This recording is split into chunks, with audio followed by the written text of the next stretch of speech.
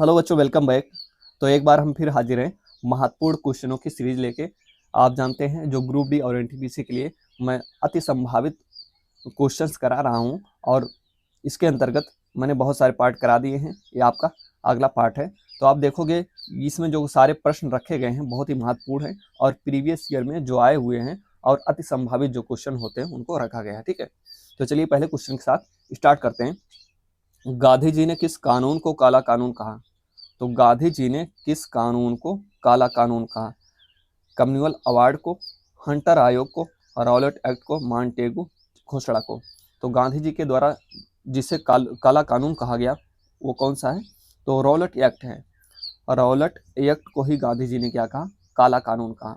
और Rowlatt act आपका आया था 1919 में। बहुत पूछा जाता है इसका वर्ष। तो रॉलेट एक्ट कब लाया गया था अंग्रेजों के द्वारा? 1919 में लाया गया था। और गांधी जी ने इसको क्या कहा? काला कानून कहा कि ये काला कानून है। बिना वकील बिना दलील का कानून भी कहते हैं इसको, रॉलेट एक्ट को, बिना वकील बिना दलील। ठीक है, क्योंकि इसमें जो कार्रवाई की जाती थी इस एक्ट के द्वारा भारतीयों पर डायरेक्ट की जाती थी।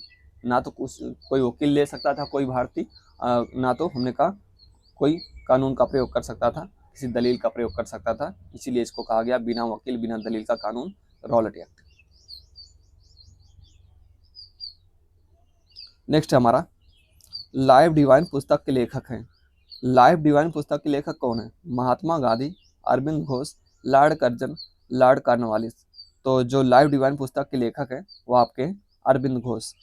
अरविंद घोष एक क्रांतिकारी भी थे, बाद में चलकर ये एक संत हो जाते हैं अरविंद घोष। ठीक है, ऑरविले आश्रम की स्थापना करते हैं। ऑरविले ऑरविले ठीक है, मद्रास में बहुत पूछा जाता है। मद्रास के अंदर ऑरविले आश्रम की स्थापना किसने की? तो मद्रास के अंदर ऑरविले आश्रम की स्थापना अरविंद घोष के द्वारा किया जाता है।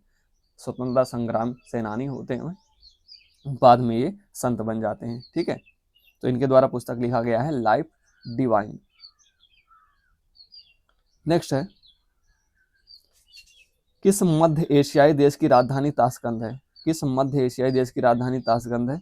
Kyrgyzstan, Kazakhstan, Tajikistan, Uzbekistan. तो ताशकंद जो राजधानी किसकी है? तो ताशकंद राजधानी है उज्बेकिस्तान की। उज्बेकिस्तान की राजधानी है ताशकंद।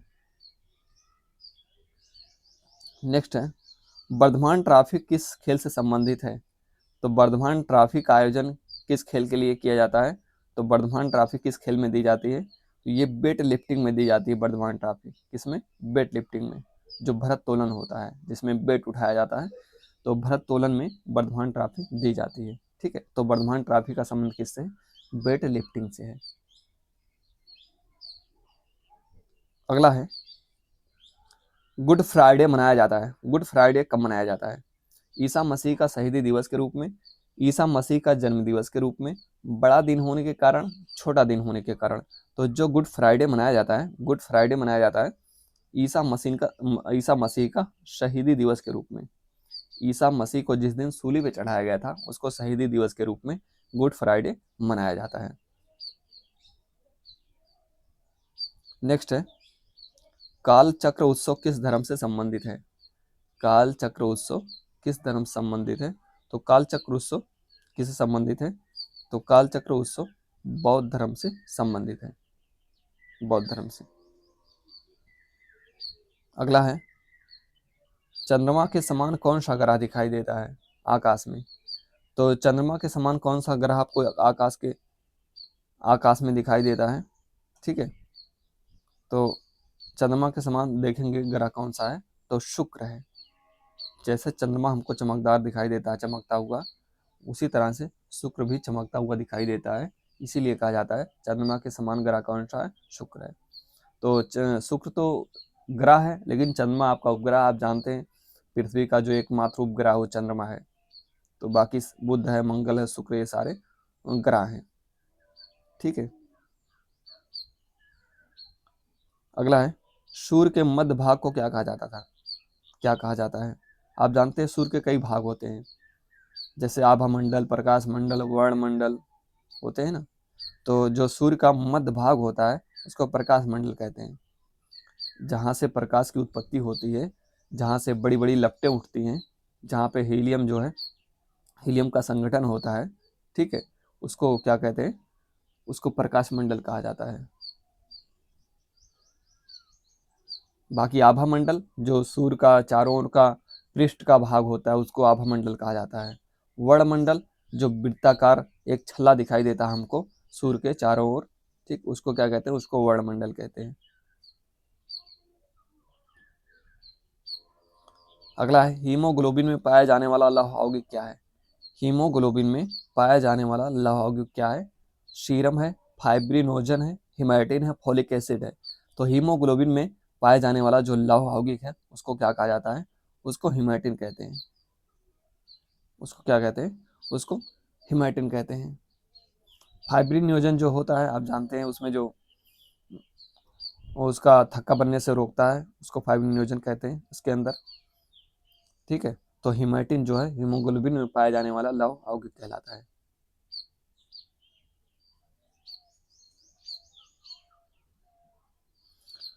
सबसे नवीनतम शास्त्रीय भाषा कौन सी है? तो इस समय आप देखोगे शास्त्रीय भाषाओं की संख्या कुल कितनी है? कुल 11 शास्त्रीय भाषाएं हैं। प्रारंभ में 6 शास्त्रीय भाषाएं थी, 2024 में 5 और जुड़ गई हैं, तो अब टोटल कितनी शास्त्रीय भाषाएं हो गई हैं? तो 11 हो गई हैं।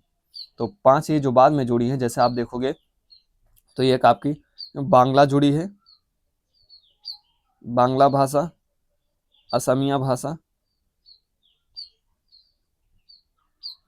असमिया इसके अंदर जुड़ी है, और इसके अलावा आप देखोगे तो आपकी पाली है, ठीक है, पाली है, प्राकृत है, ये सारी भाषाएं जो है जुड़ी हैं।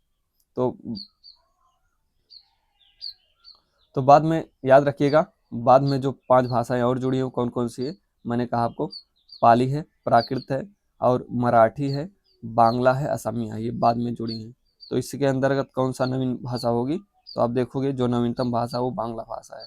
बाकी उड़िया, तेलुगु, तमिल ये पहले जुड़ी थी, शास्त्रीय भाषाओं के रूप में पहले इनको मान्यता मिली थी, और जल्दी ही 2024 में 5 भाषाओं को मान्यता मिली है। वो है बांग्ला है, असमिया है, उड़िया है, आपकी पाली है, और प्राकृत है। तो इसमें से नवीन कौन सी होगी? बांग्ला होगी।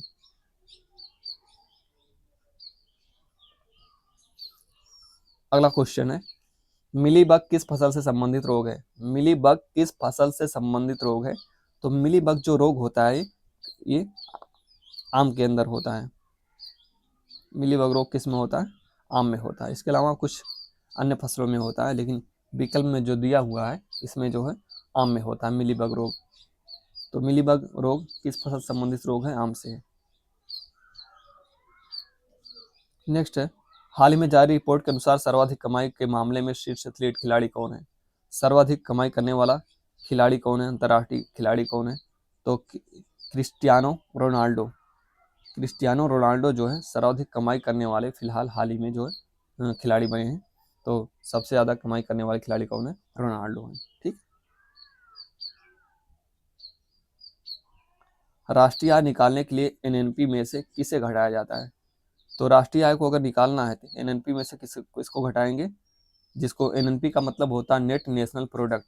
तो इसमें से हम अप्रत्यक्ष कर, इनडायरेक्ट टैक्स को घटा देते हैं, इनडायरेक्ट टैक्स को घटा देते हैं अप्रत्यक्ष कर में से, एनएनपी में से अप्रत्यक्ष कर घटा देते हैं, तो हमारा राष्ट्रीय आय निकल आता है, ठीक है। तो शुद्ध राष्ट्रीय आय में से राष्ट्रीय आय निकालने के लिए अप्रत्यक्ष कर को घटाते हैं, और इमदाद जो सब्सिडी दिया हुआ है, सब्सिडी को हमेशा जोड़ा जाता है।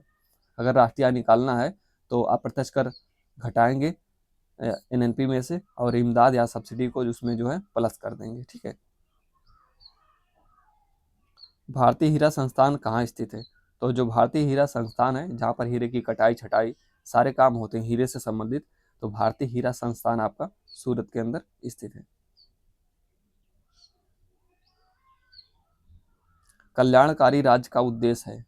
तो कल्याणकारी राज्य का उद्देश्य क्या होता है? तो अधिकतम संख्या का अधिकतम कल्याण सुनिश्चित करना, कमजोर वर्गों के लिए कल्याण का प्रबंध करना, सभी नागरिकों को स्वास्थ्य सुविधाएं प्रदान करना, उपरोक्त में से कोई नहीं। तो कल्याणकारी राज्य का उद्देश्य होता है अधिकतम संख्या का अधिकतम कल्याण सुनिश्चित करना, ठीक है।